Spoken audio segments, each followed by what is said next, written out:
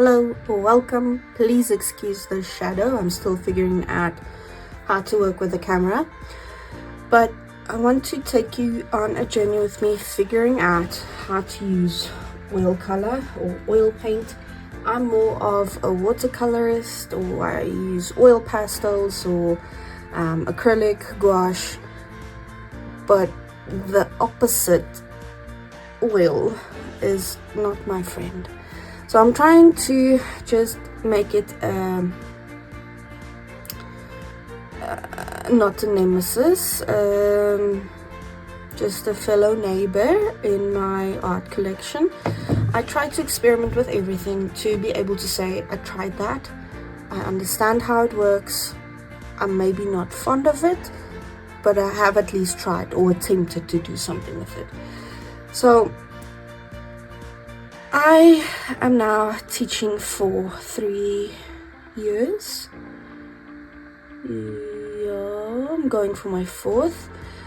And I've studied for 4 in education, EGD, and visual arts. So with that study, it usually, especially with visual arts, since we are talking about that, EGD is a whole different subject, but they get you ready for all kinds of mediums and issues that children might face and how to help them. So I focused on grade 10, 11 and 12, and maybe issues and topics and themes, history of art that they are supposed to know, and then sort of just to get me comfortable with it, so that if any kid comes to me with an issue, I'll be able to help them. We quickly touched and skipped over oil colors. After my lecturer told me that watercolor is my medium, and I wanted to tell her that no, you don't get it. I hated every second of it.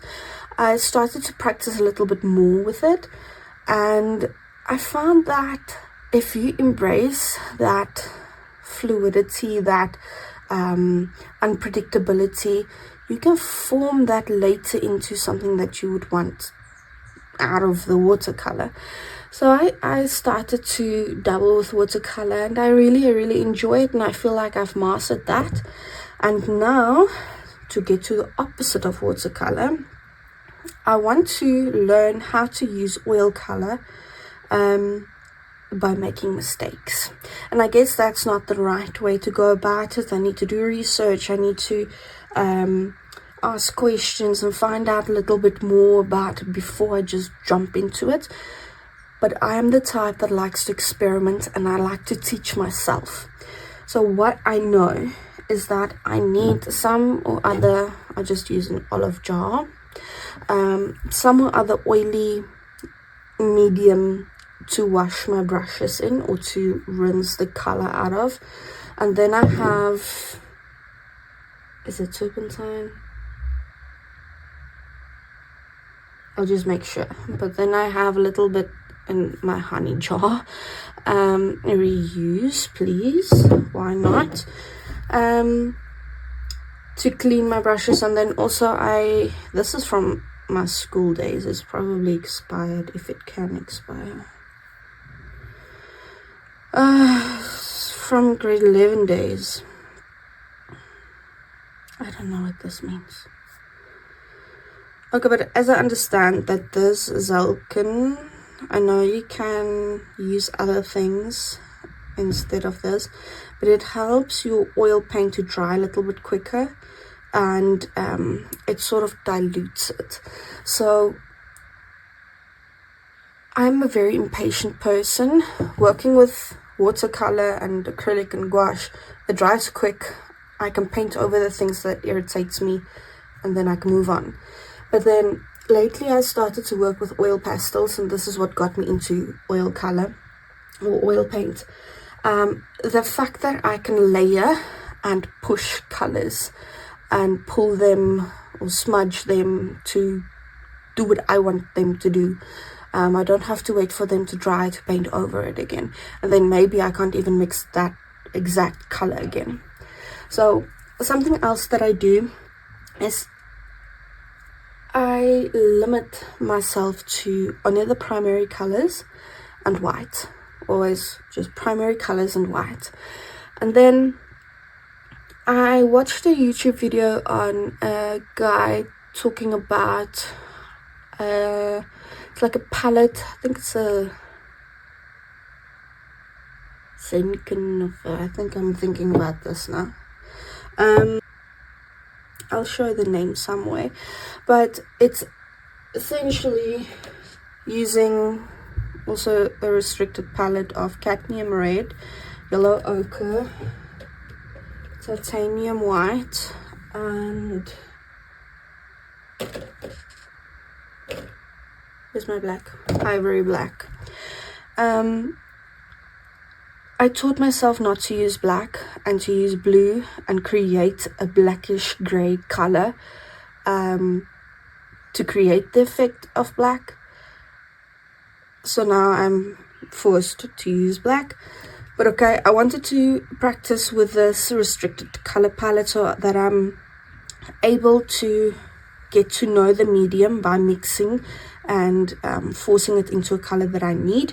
And then I did experiment with this in a very light layer, because the little research that I have done is that you need to work in layers. Your bottom layer needs to be a very thin layer, and then you can work it thicker into impasto layer. So impasto means very thick body of paint onto your canvas. Like you can touch it, will have a texture, but it will dry it will take very long to dry. So that's why you use it at the top, otherwise it will crack. So I know a little bit to help the kids, but I prefer not to use oil color due to my impatientness and lack of experience. But I can guide and help. But we usually stick to things that can dry quicker, as tasks need to get in and out, marks need to get in and out. Then I have dabbled with these colors, and you can see I'm a cheapie. I didn't want to buy expensive paint and then I hate the medium and then I'm stuck with debt. So I dabbled with these colors and I painted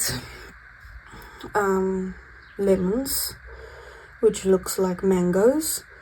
It was supposed to be on a tablecloth, and there's supposed to be shadows on the tablecloth, and then these lemons were supposed to be in a bowl. So it was very muddy to me. I didn't like the tone of it was just a little bit off. I don't know. So I blamed the black, and I needed a blue. I needed to make a green, this is greenish, I guess, but it didn't scream green to me. This was purple, yes, which I used my cadmium red and ivory black with, but I just wasn't happy with this. I'm gonna see if I can zoom out for you, just so that you can see the whole picture.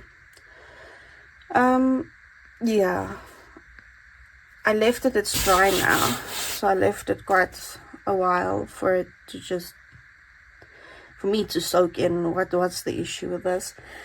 So after blaming black, I went and bought Payne's Grey. So I was never one to really know my colors, and I just knew my primary color, secondary, tertiary, and I made with that what I wanted. So I didn't need to learn about phthalo blue to create phthalo blue. I just used blue and added whatever I needed to create that shade of blue. So with my little bit of research, Payne's Grey has a little bit of a blue undertone to it, so I'm eliminating Ivory Black, putting that away, and giving me the breath of fresh air of a blue, a red, yellow, primary colors, and white. So taking it back to what I am used to. So I wanted something interesting that caught my attention, and I'll show you a picture of two things that I'm planning to do. I have two small canvases. Each time that I paint, I'm trying to create a new style. Like this is a watercolor painting where I am literally just dabbing color and trying to create a picture, but being loose in my application.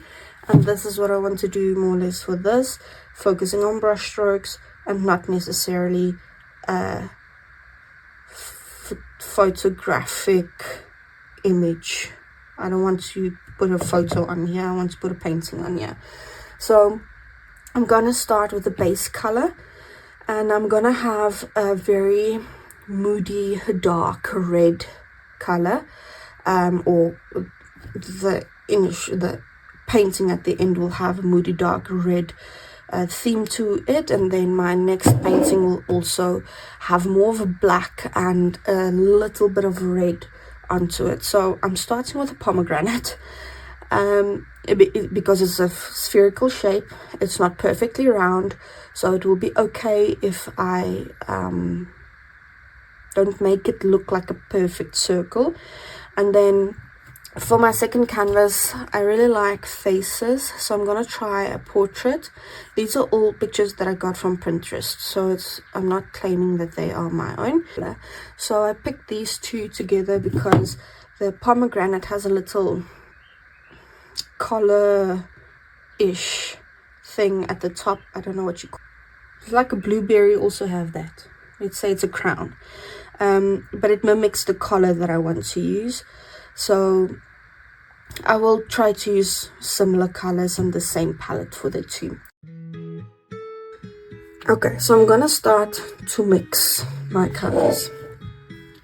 I'm gonna pick a brush that I'm not very sentimental about, just because I'm not very certain in my cleaning of the brush situation with oil colors. So this is a hog hair brush, so it's a very, as you can see, it might not be a very expensive brush, but as I said, I'm not sentimental about this. Okay, let's try this again. So I want a dark moody color, and it needs to be red based. Why do I have such a small one? Okay, trying to clean the palette. Then I'm taking a little bit of yellow and cleaning the palette. And then I said dark and gloomy, so I'm taking a bit of the Payne's Grey. This is a bit too much. And then I'm gonna mix it.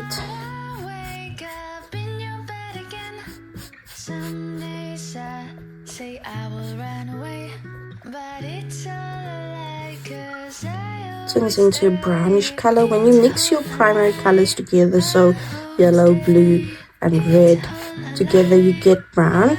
So a lot of people think you get black, which is not true.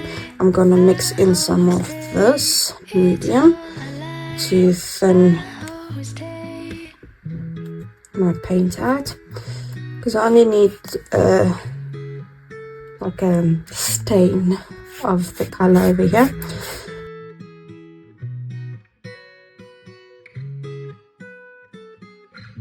So I'm quickly going to paint this on so that I can go and eat, and then I'll be back.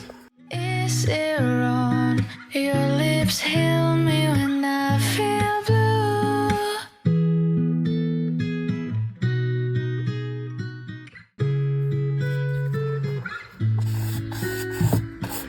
Something I did with the other artwork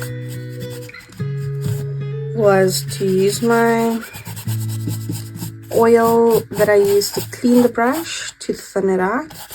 It really helped it with the drying process. I don't want to use all of this so that I can have enough for that. So I'm gonna dip my brush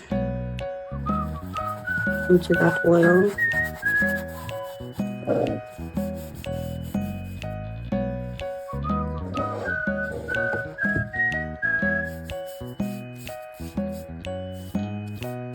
And I'm not going all the way down so that I can at least place it down onto the table again without staining the table.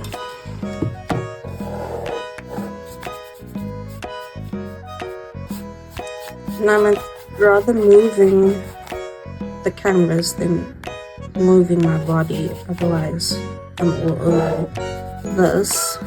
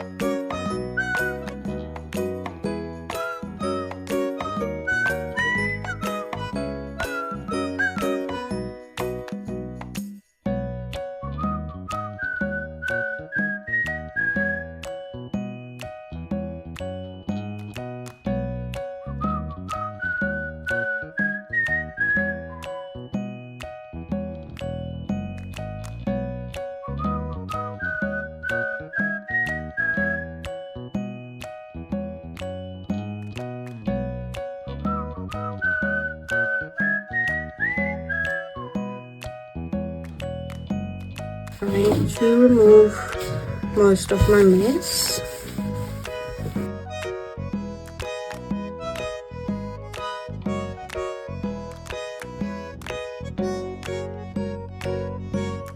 Oh my goodness, I even get paint on the wall. Okay, so I'll see you later. We're gonna eat and then I'll attempt my pomegranate. It's the next day. I had my food, I have a coffee, so I'm gonna start to attempt the drawing. So I have a picture. This is more or less what I want to do, but I want to have the background a little bit more dark and gloomy. I'm going to put this up on an easel in front of me, and then I'm just going to divide my canvas into shapes or lines. So usually I would look at more or less where this ground line or table edge or whatever this is cuts my picture. Ignoring the picture in total, I'm looking at the side of the screen and where is it slicing it. It's a little bit more than half. So if you divide it, let's not get math into this because I'm really not a math teacher, but if you would divide it, it wouldn't be totally center. Then it's also not in the, usually people tend to want to put a ground line in the middle of your object. This is slightly at the top but not above the object, it's just touching it here at the bottom. And then I can take a tissue and just squish some of the paint away to get a light or an indication of where the light would fall. And then with darker paint, I'm just going to draw out this semicircle-ish type of picture. So I'm placing it here so that I can have a look at it. Always have a reference. If you struggle with proportions especially, have a reference with you. So I still have my palette off last night. That's the one thing with oil paint that I'll give to them. This is the advantage of having oil as a medium. It doesn't dry as fast. If this was acrylic, it would have been dried and I wouldn't be able to work with it. So like I said, this is purely experimental based. What I see happened was that the oil sort of escaped the paint, so it seeped into the paper, and this is like a, it says it's a palette for oil color, for oil and acrylic. Okay, it says it's 60 GSM, so maybe if it's a little bit thicker it wouldn't do this, but in any case, let's see if it bled through. Yes, it did. Affected the next page just a little bit, but in anyways, so what I want to do is I want to darken this color that I have on here already. So this is still quite oily, it's still shiny, so I think this might be the medium that I used to clean my brushes. Maybe I wasn't supposed to use this, but hey, I'm learning. So I'm gonna add a little bit more of my Payne's Gray to make this darker. I think this was maybe too much. You can always add in more red. I think I'll have to a little bit more yellow. It'll need more red. So I just constantly add and play, push and pull on the colors until I have the color that I want. A little bit more red.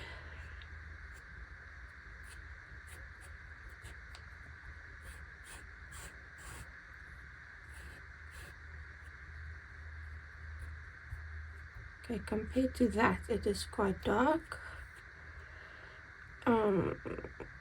I'm just gonna add a drop more red and yellow.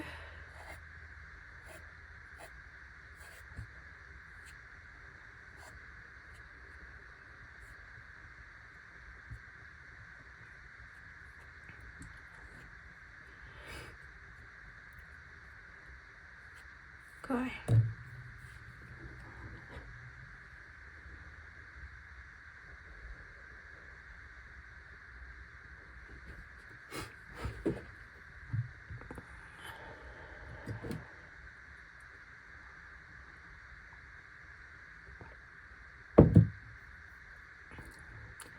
So I'm going to use the brush that I used last time, or last night. It's just this Hog Hair Prime Art number 7 brush. I don't think it matters as much. I might need a smaller brush, but because I want a rough painting, more or less like, let me just see if I can give you an example. I'm more or less going for a rough image like this, but we'll see what happens. So that's why I don't want to give myself a very thin brush, because then I'm gonna want to perfect it, and I don't need that at the moment since it's already a learning curve for me. So I'm just slightly diluting a piece of the paint, again with a medium that I'm probably not supposed to dilute it with.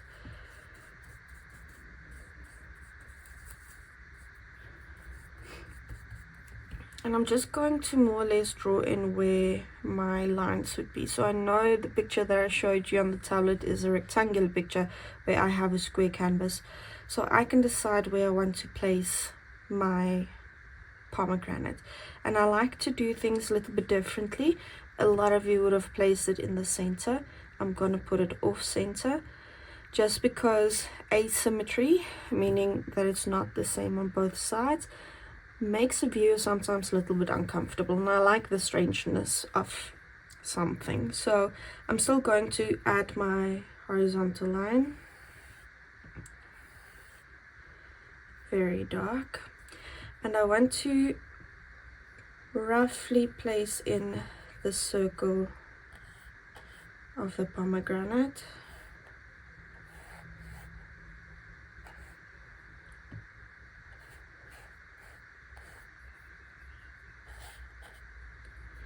Then I have shadows over here. I'm just indicating they carry on over here and there. Then it goes over.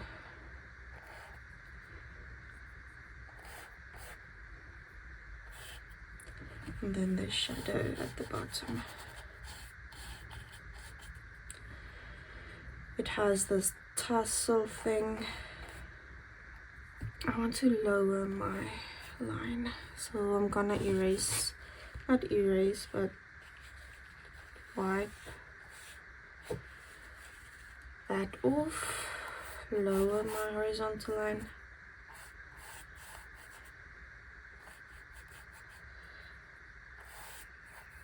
Okay, so in this case it's in the middle of my square that bothers me a little bit, but I'm gonna continue working. Okay, then the crown piece is a little bit off center, so I'm gonna add it here with the spiky bits exiting like that. Okay, so I have a rough idea of where I want it. Now I'm just going to indicate where the highlight would be by just pulling off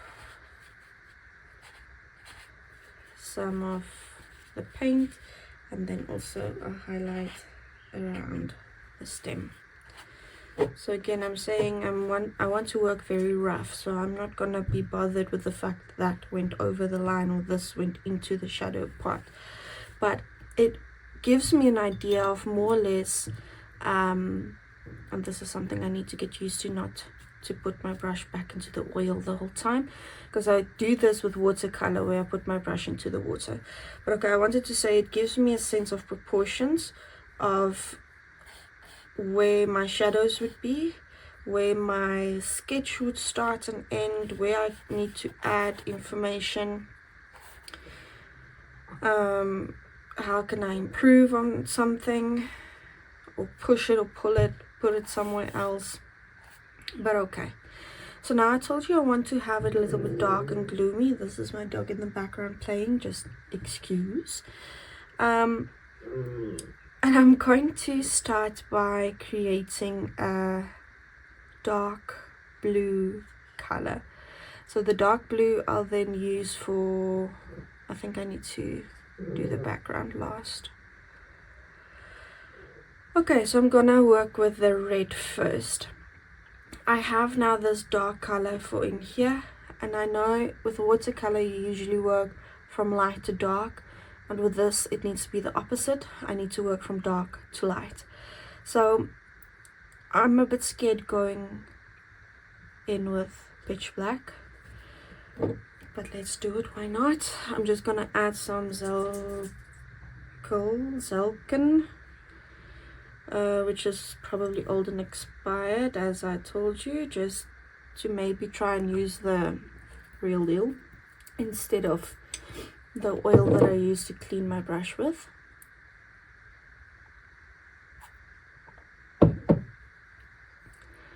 And then I'm gonna pick up some black or Payne's Grey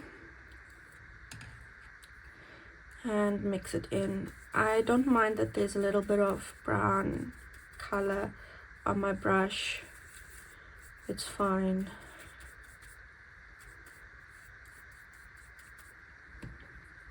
Okay, and then I'm gonna mark in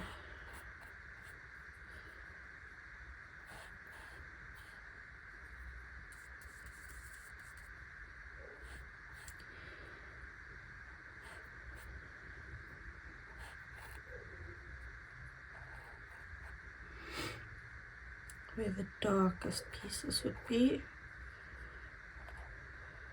I'm still using this thick brush just to ease my nerves. Yes, it's giving me more anxiety, but I have something to blame when it turns out horrible.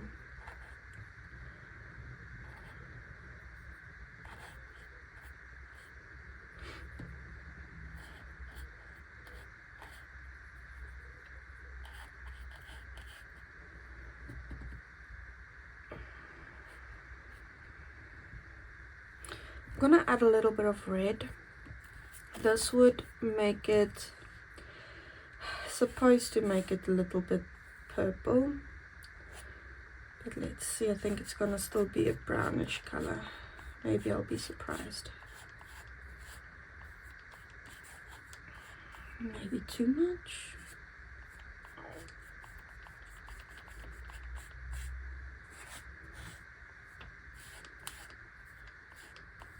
Did I use the right tube of black? It looks a little bit purplish. Okay. Still using this brush. I think if I use maybe a softer brush, it wouldn't mix in with the background as much.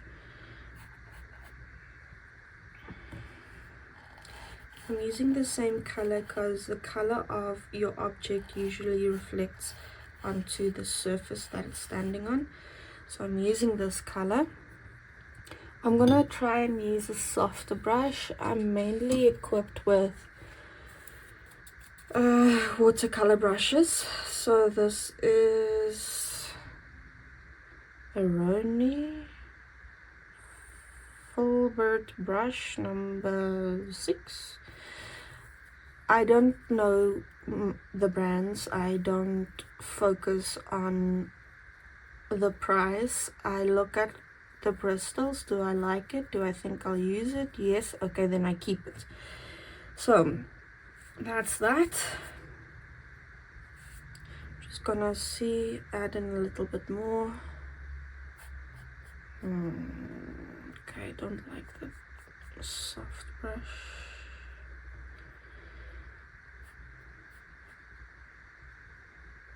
I think too much of the canvas will show through. Maybe I need to wait for it to dry, and this is something that I can't do.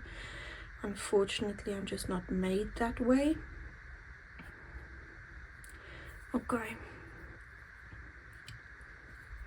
I have a little rag that I just wipe the color off on. Next, I'm gonna take red.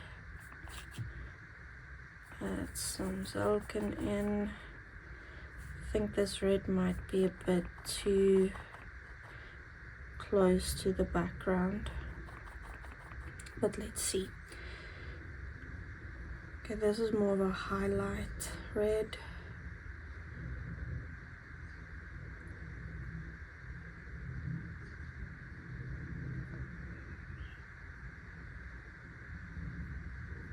Hey, I'm trying. I'm learning in the way of how the colors are being influenced by each other, by the background color. Maybe I'll wait for this one, my next canvas, to dry first before I add anything on top.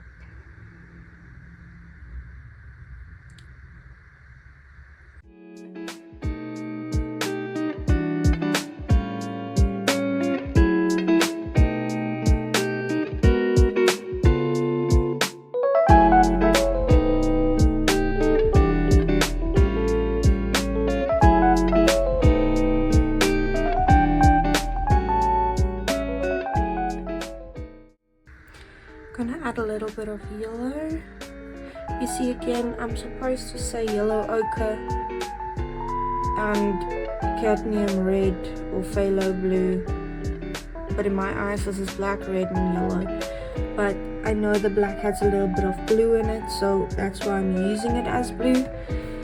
But just have patience with me. As I told you, I don't know my colors as I should.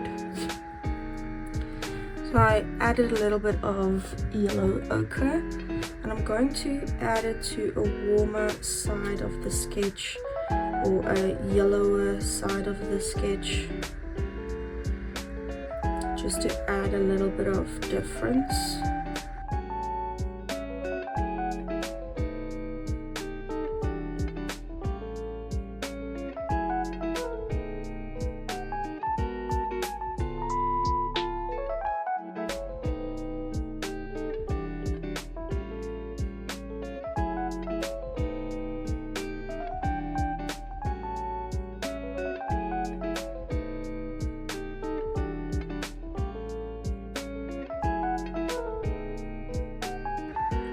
I'm just feeling my way through the painting. If I feel like I need something, I'll make that color.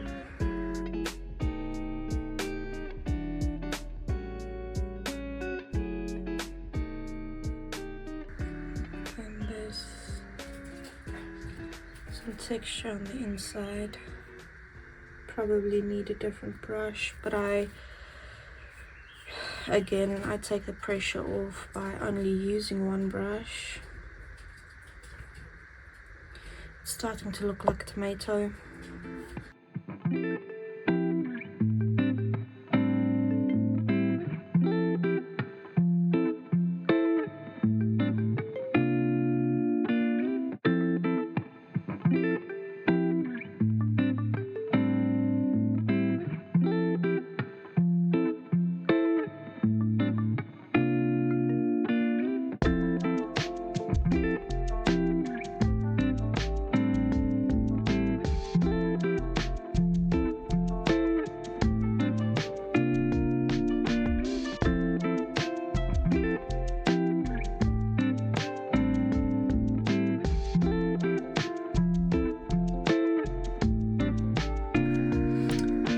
Going in with a smaller brush.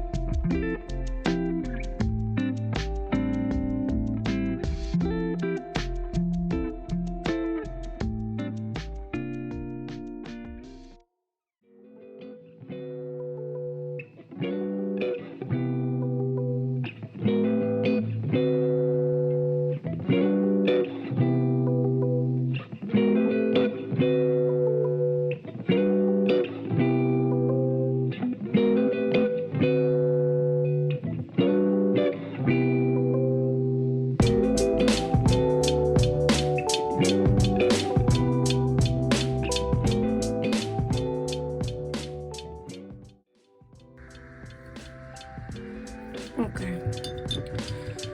I guess there must be a time where you just decide if I continue doing something to it, it might just get ruined. So I'm just gonna step back, take a breather, then I'll come back and I'll do the background.